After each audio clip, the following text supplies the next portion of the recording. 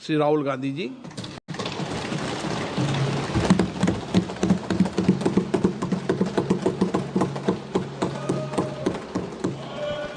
Thank you, Speaker Sir, for allowing me to speak on the President's address.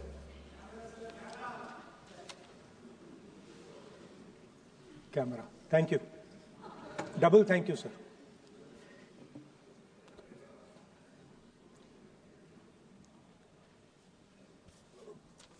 I heard the President's address. I sat there with Kharge ji and I listened to it. And I must say, I struggled through the President's address to maintain my attention on what was being said, because I had heard pretty much the same President's address the last time and the time before that and the time before that. And it was the same laundry list of things that the government has done.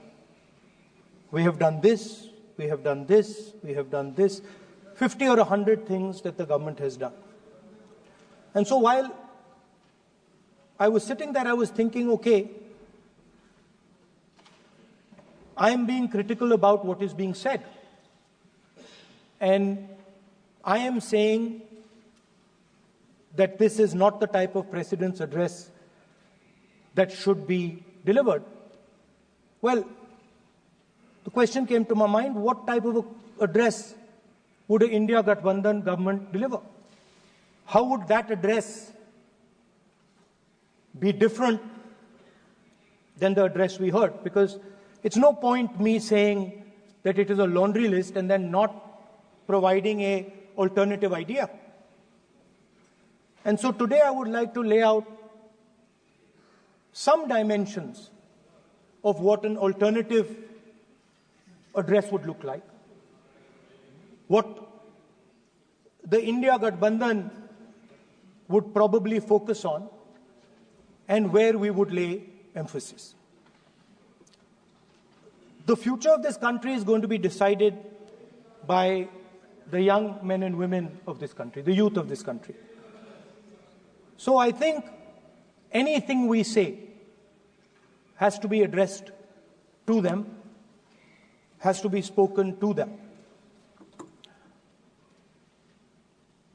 The first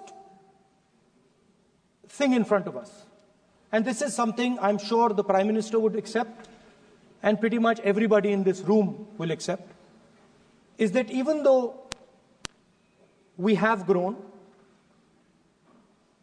fast, we are growing slightly slower now, but we are still growing. A universal problem that we have faced is that we have not been able to tackle the problem of unemployment. No, neither the UPA government nor today's NDA government has given a clear-cut answer to the youth of India about employment. I don't think anybody in this room will disagree with me. I'll give a little statistic for the Prime Minister. The Prime Minister, something I would agree with directionally. The Prime Minister proposed the Make in India program. I think a good idea. We saw the statues, we saw the functions, we saw the so-called investment, and the result is right in front of me.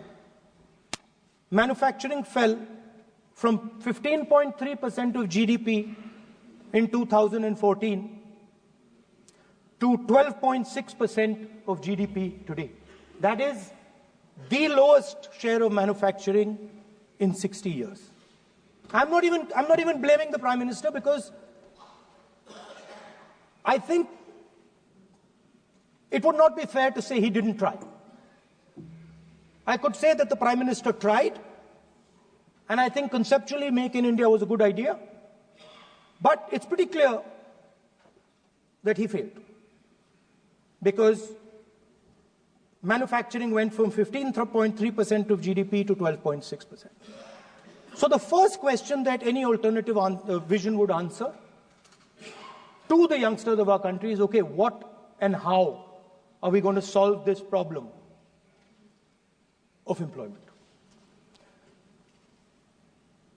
Any country basically organizes two things. You can organize consumption, and then you can organize production. Modern way of saying organizing consumption is services.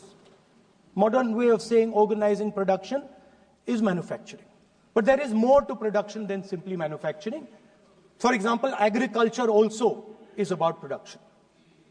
Now, pretty much every government since 1990 has done a decent job on consumption, on organizing consumption. Which are the companies that organize consumption? Uber organizes consumption. Reliance organizes consumption. Adani organizes consumption. But we have, as a country, failed in organizing production. We have excellent companies that try to organize production. They are the Mahindras of this world.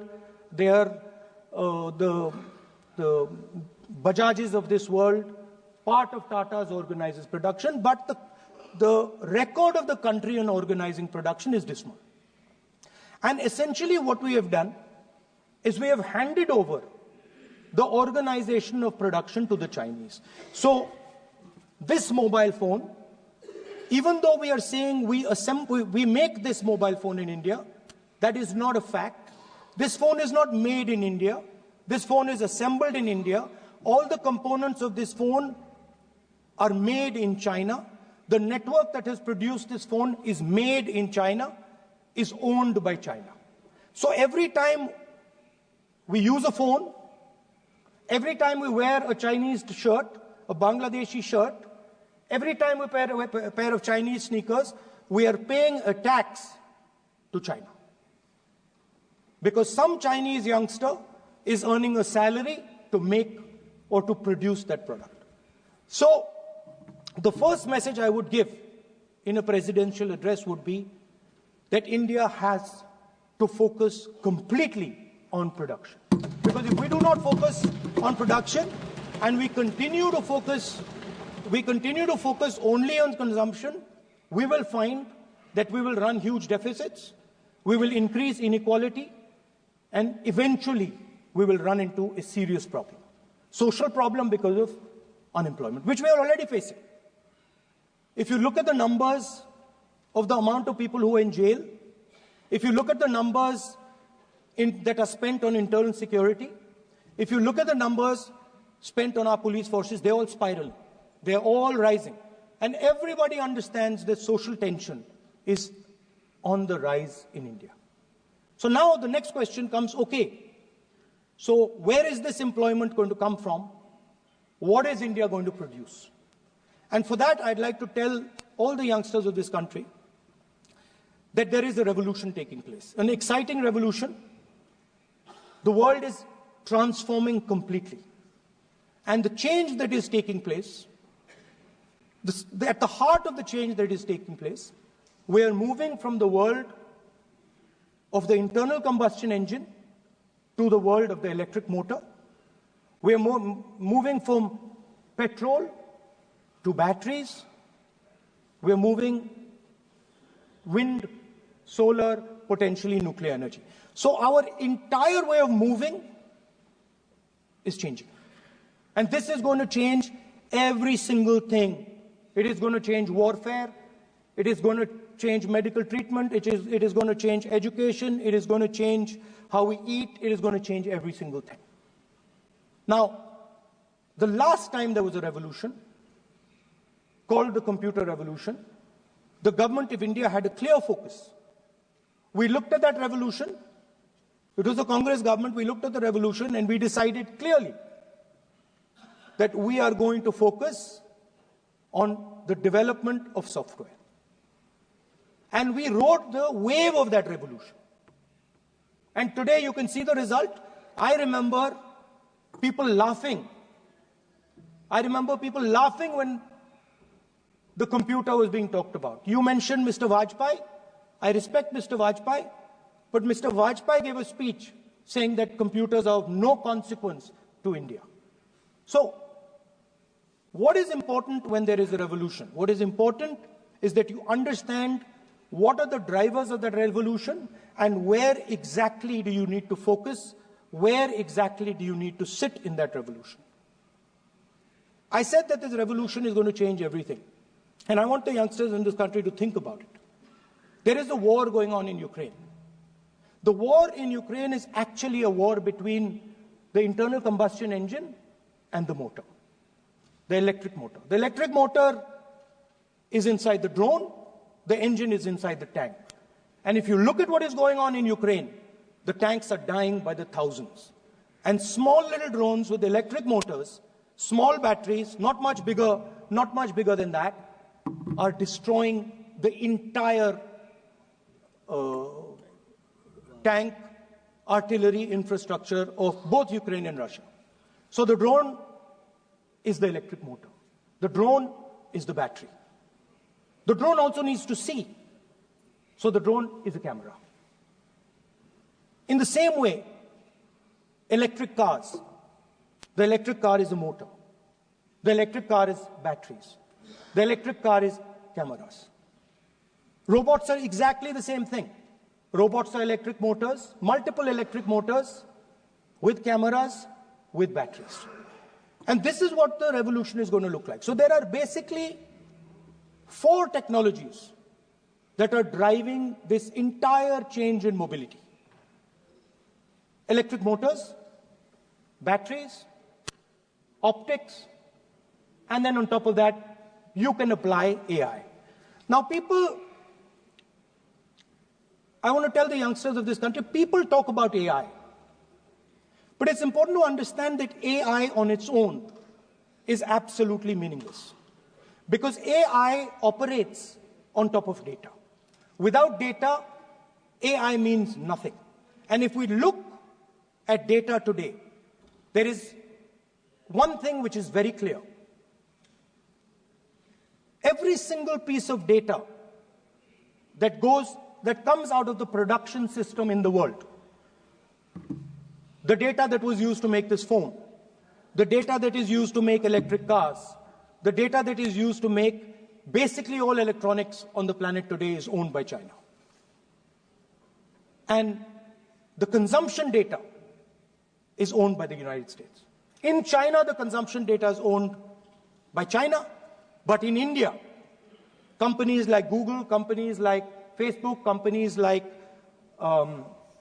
Instagram, X, they own our consumption data. So if India wants to talk about AI, it has to first answer the question, what data is going to power that AI? And the answer today is India does not have that data. Neither does India have production data. Neither does India have consumption data. We have handed our consumption data to the big American companies, and the production data we don't have anyway. So what would that vision look like? The first thing, we would start getting youngsters excited about this revolution. We would start to introduce the idea of a completely new way of moving, a complete revolution in how things move. We would start teaching our children in schools about batteries, about electric motors, about how these things combine, about how drones, robots, electric cars are structured, how they will work together. And most important, we have to start building a production network so that we can get access to production data. Now, what would we focus on? We would not give you a laundry list. China has at least a 10-year lead on India in this space.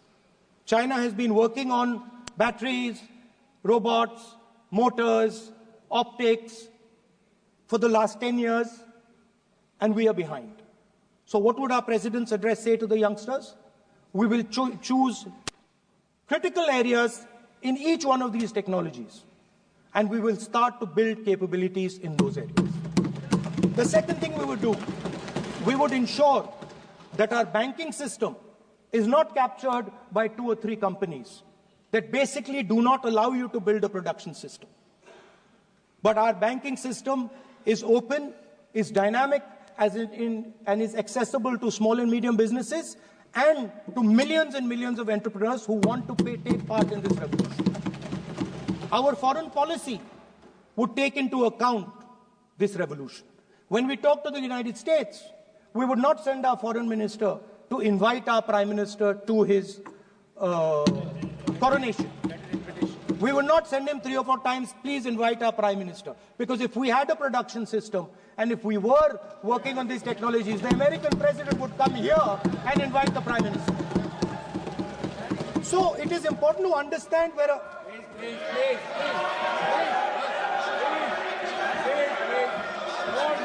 Without foreign policy.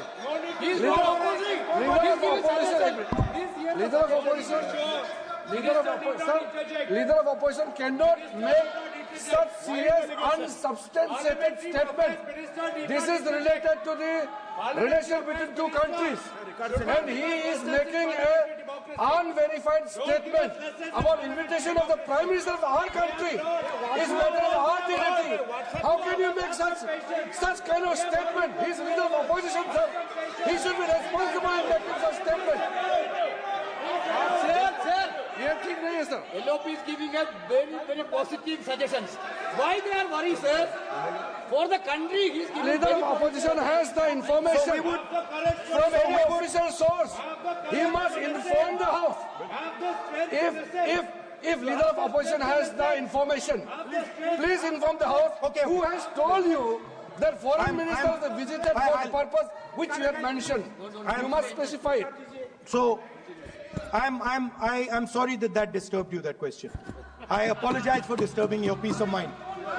It's okay. I've apologized for disturbing your peace of mind. I'm sorry. Apologize for lying to the House. ऐसा नहीं होता है. तो serious होना चाहिए leader of opposition को. कम से कम देश के मामले में तो एक हो. देश के मामले में तो एक वॉइस से बोलना चाहिए. ये गलत बात है. ये ठीक नहीं है. लीडर ऑफ अपोजिशन को इस तरह का बयानबाजी नहीं करना चाहिए. ये गंभीर विषय पर चर्चा चल रही है. So we would start by telling our young men and women that they have to be at the forefront of this revolution. We cannot afford that the Chinese are at the forefront of this revolution. Number one. Number two, we would ensure that the absolute best experts on these technologies would talk to our students, would talk to our youngsters, and guide them on what a future, on what these future technologies are going to do. We would make them partners in this revolution. Now, we talk about defense. And today, we have the Chinese.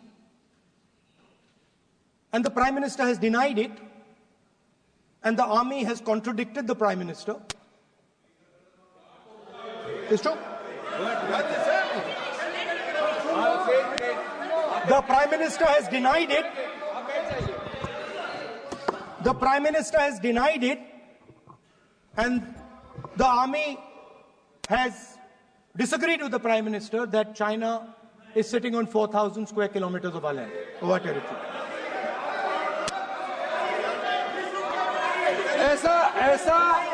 ऐसा इस सदन में अब मन चाहे बात नहीं बोल सकते हैं. ये बिल्कुल ठीक नहीं है सर. ये सीरियस मामला है. आप फॉरेन पॉलिसी पे, बॉर्डर इश्यू पर आप अपना कैसे मजाक बात कर सकते हैं? अपना मन मारन कहानी आप बना के बोल रहे हैं. ये तो बहुत सीरियस मामला है. विदेशी प्रतिपक्ष के नेता जो आप विषय बोल रहे हैं, जो विषय आप बोल रहे हैं, उसके तथ्यों को Let me speak. सदन के पटल पे रखना. आप पानी.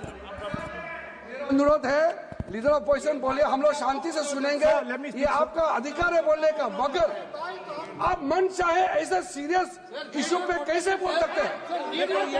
सीरियस मामला है। आप सदन में आर्मी के पास अपनी मर्जी से बोलते हो, फॉरेन मिनिस्टर के पास बोल देते हो, सीमा का ऑफिसर वर्जन से अलग बात करते हैं।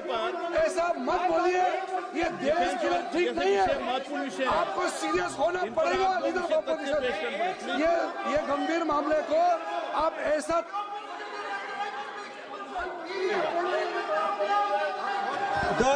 The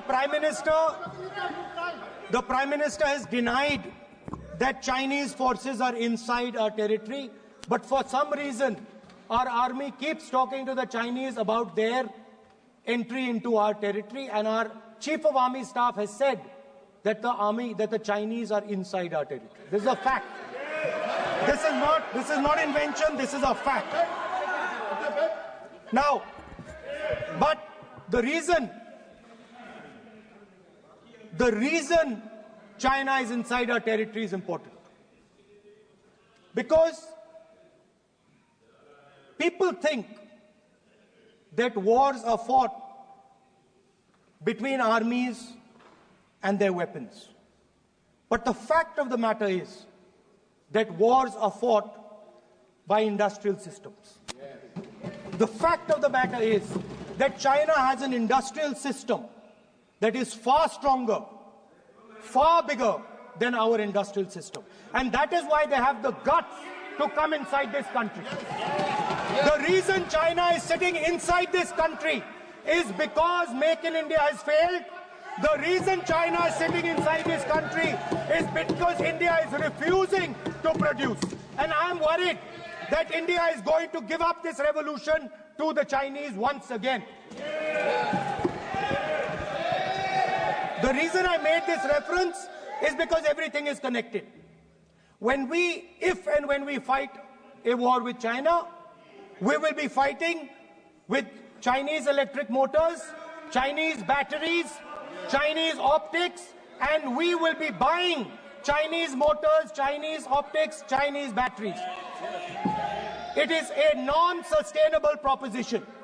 That is why for our security, for the future of our children, for the future of our country, we have to build a production system, and we cannot allow this revolution to go by. Now, the next step, we have a strategic partner called the United States. The partnership should focus on how India and the United States can work together to take advantage of this revolution. That is what the conversation should be on. Please understand that India is as important as the United States for the simple reason that they cannot build an industrial system without us.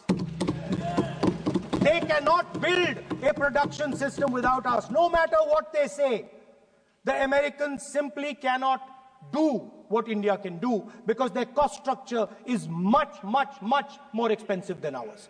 We can build things that the Americans would never imagine. India can do that. So that would be the first part of a president's address. We would talk to the youngsters in India and say to them, we want you to be partners in this revolution.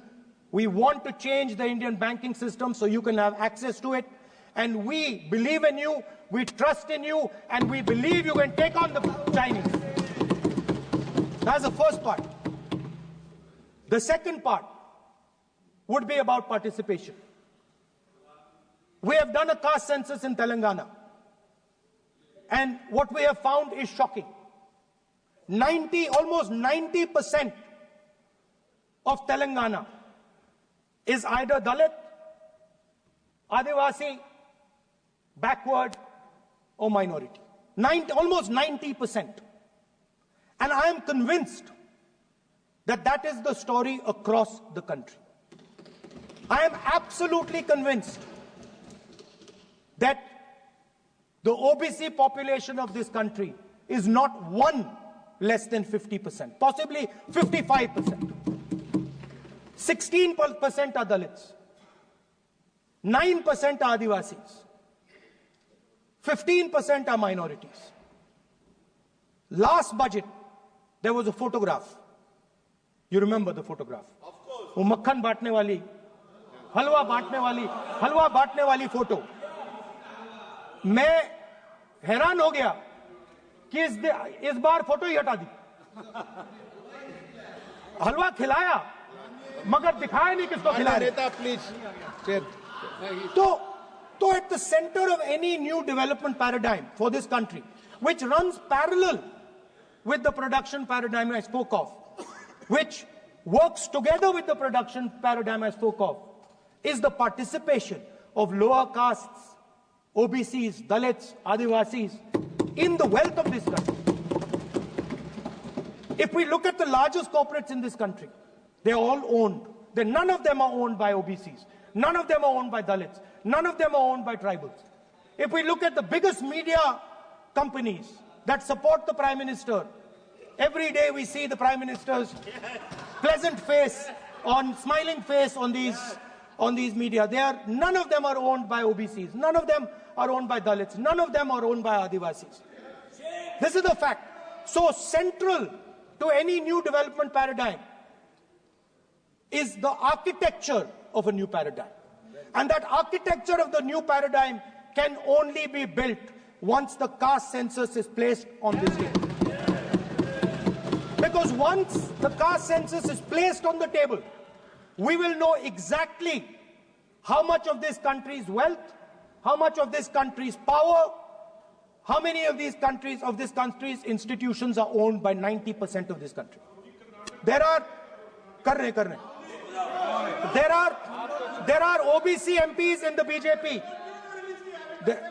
There are OBC MPs in the BJP. There are Dalit MPs in the BJP. There are Adivasi MPs in the BJP. Remember, you are OBCs, you have 50% of the population, and you have absolutely no power. I know that you're sitting there and you cannot even open your mouth. That is the truth of the country. प्रधानमंत्री का चेहरा आपको दिखाई नहीं देता है. जाति जनगणना, प्रधानमंत्री का चेहरा आपको दिखाई नहीं देता है. Architecture, participation, revolution in this country that we are going to bring. ये अंधेरा हो गया है. पार्लियामेंट में ये कुछ दिखता नहीं है. सोनिया गांधी, प्रियंका, ये इधर अपोजिशन को कुछ दिखाई नहीं देता है. ओबीसी बात करते हैं. So the idea is, Speaker sir, the idea.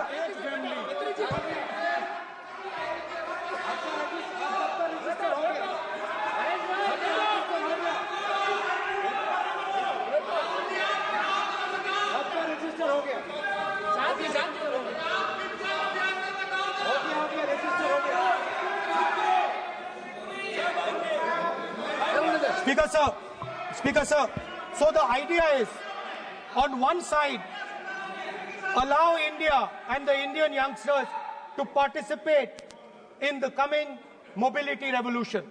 Allow them to participate in building robots, in building drones, in building electronic items, in building EVs.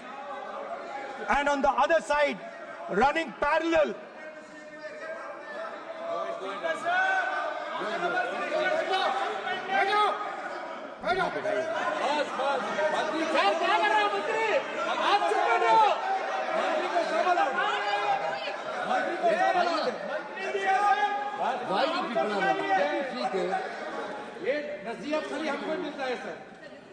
मैंने उनको ही मना the countries, Speaker sir. ऐसा नहीं है. So, आप भी बहुत डिस्टर्बेंस करते हैं. Okay, Speaker sir, so parallel ideas. One idea, participate in the mobility revolution. Whether you're thinking of economy, weapons, production, healthcare, India should participate in this revolution. India should become the master of the electric motor, master of the battery, master of optics, and master of AI applied on top of that production system. Now imagine the power of AI when we apply it to the caste census. You imagine what we will do with AI and what we will do with the social revolution in this country when we start to apply AI on the data that we get from the car census. So we are going to run a parallel track. On one side, participation, revolutionizing the participation of Dalits, OBCs, Adivasis in the ruling of this country, in the institutions of this country, in distribution of wealth of this country. And on the other side, parallel track, challenge the Chinese and participate in the revolution and defeat the Chinese in electric motors, batteries, solar panels, and wind. So that is the first two parts of any presidential election address that any India Gathbandhan leader would give you. The final, of course, we go back to the Constitution. This, our favorite, just like the production system is a weapon, just like Jati Jangarna is a weapon of transformation, this is what the entire architecture is built on. I remember before the elections, all of you were saying 400 par, and you were saying you would change this. And then I was glad to see that the Prime Minister walked in and then was forced to bow his head in front of the Constitution. It was a moment of pride for all Congress people that we had explained to the Prime Minister and to the whole country that no force will dare touch this. I know that the RSS has never accepted this. Mohan Bhagwatji has said that India didn't get independence in 1947. He has said that this constitution is meaningless. I know that that is at your heart. We will never let your dream come true. This constitution is going to rule India always. Now, एक minute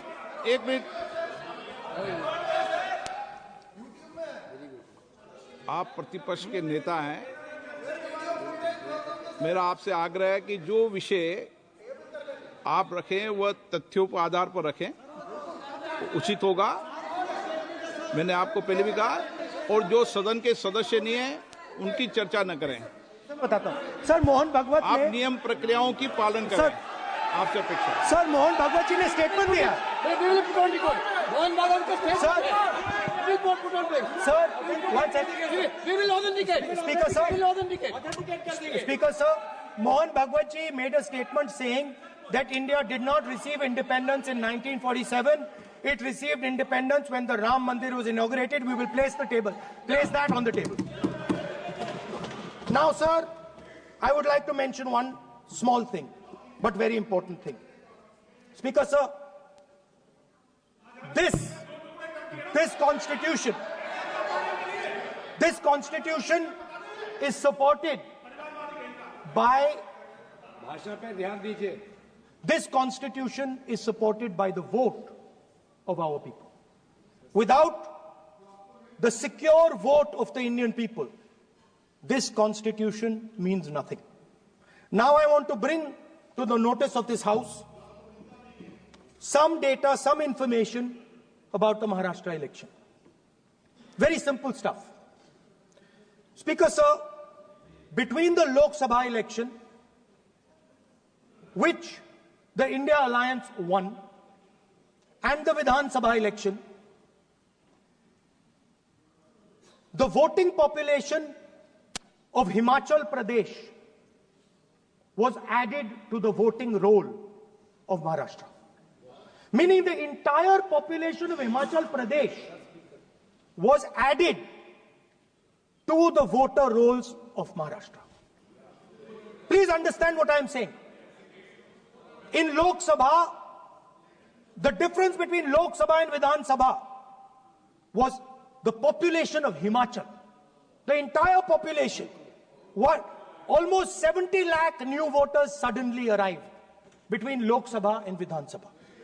Now, the most interesting part, and the Prime Minister is not looking at me.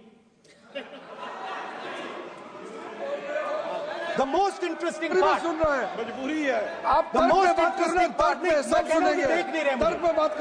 मुँह नीचे कर लिया suddenly. The most interesting part is,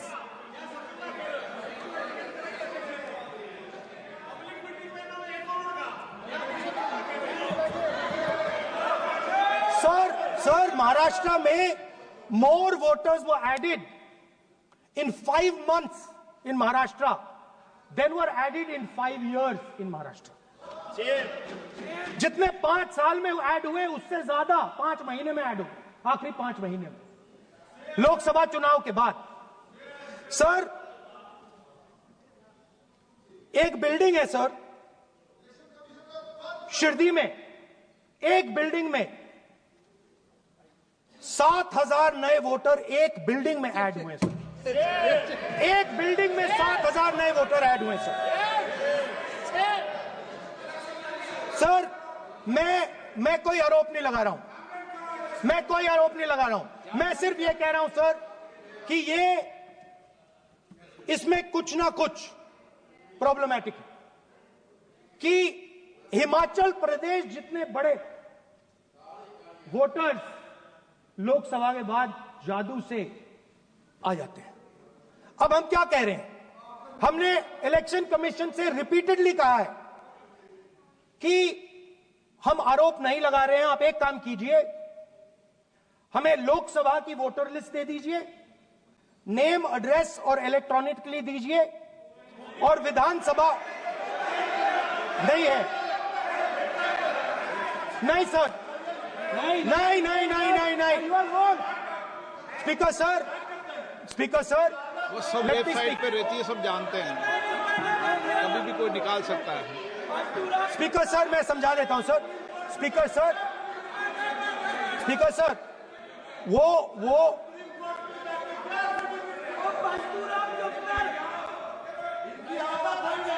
speaker sir, we have asked, speaker sir,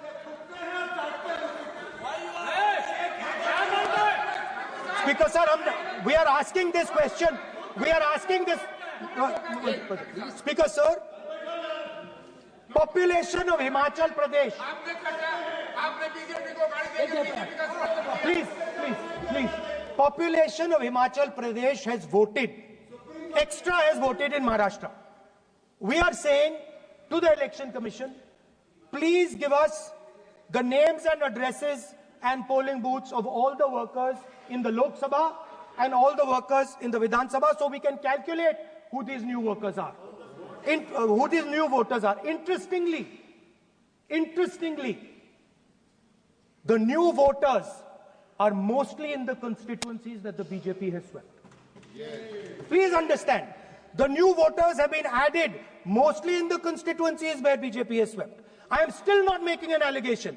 I am saying on the floor of the House that the Election Commission has to give the data of the Maharashtra elections to the Congress Party, to the Shiv Sena and to the NCP, so that we can see exactly where these voters have been added, who has been subtracted, who has been added, where they have been added.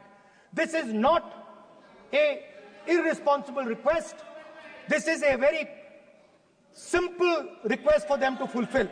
The reason I am saying this, sir, is because the rules have been changed. This is not just said in isolation. Speaker, sir, the election commissioner used to be chosen by the Prime Minister, Leader of Opposition, and the Chief Justice. Sir, the Chief Justice was removed from that committee. Why? Why? This is the question, sir. This is the question to the Prime Minister. Why was the Chief Justice removed from the committee? Now, in a few days, I'm going to go to the meeting. I'm going to go to the meeting. There's going to be Mr. Amit Shah and Mr. Modi ji. And there's going to be me. 2 to 1. Why am I even going to the meeting? What is the purpose of me going to the meeting? I'm only going to the meeting to certify what Modi ji and Amit Shah ji are going to say. Right? Whereas if the Chief Justice was there could be a discussion. Chief Justice and Leader of Opposition could say, no, we don't agree. So, there seems to be a calculated strategy. Now, just prior to the Lok Sabha, the election commissioner was changed and 2 new election commissioners were placed. Yes. We know that the election dates were changed. Yes. We know that the elections were postponed. These are facts. These are not things I am inventing. So, in order to safeguard this constitution, The entire opposition requests the data for the Maharashtra election.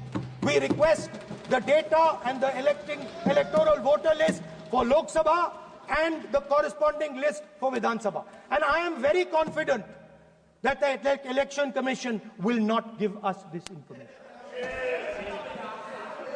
Speaker, sir, that is broadly. So the third element of our President's address would be a determined defense of India's institutions, of our democratic system, and a re-look at our entire democratic framework, and the looking again at all the institutions that have been taken away from the people of India.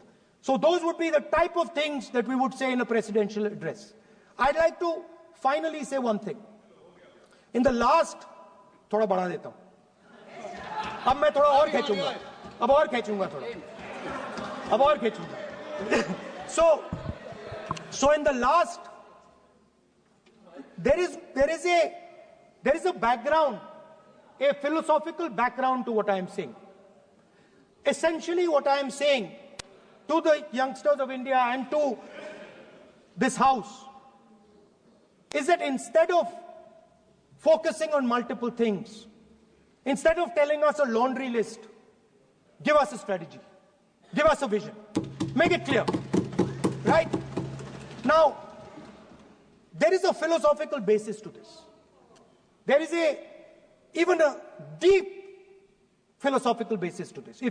I showed you the picture of Shivji, which you didn't allow me to show. I showed that picture for a reason. What does that picture tell us? If you look at that picture carefully, it tells us focus carefully.